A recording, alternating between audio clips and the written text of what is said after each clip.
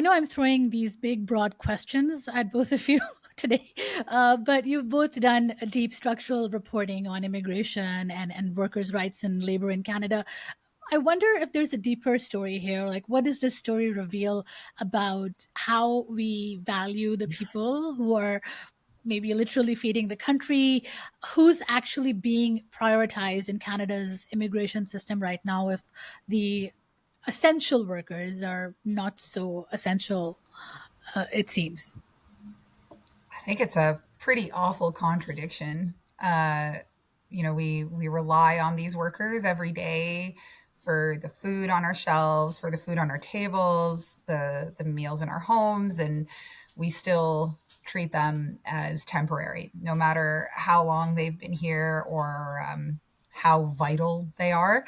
Uh, it's really a question of priorities, and right now the immigration system is favoring quote unquote high skilled, high educated immigrants, even sort of as these low wage sectors are struggling to survive without stable labor. And it's wild to me that we're even calling it high skilled versus low skilled. You need a lot of skill to run farms and to grow food. And a lot of people here don't have those skills. So I think this story shows us who gets permanent residence and who gets left in limbo. And I think it's a reflection of the social, the society's value we put on jobs too. Like, Yeah.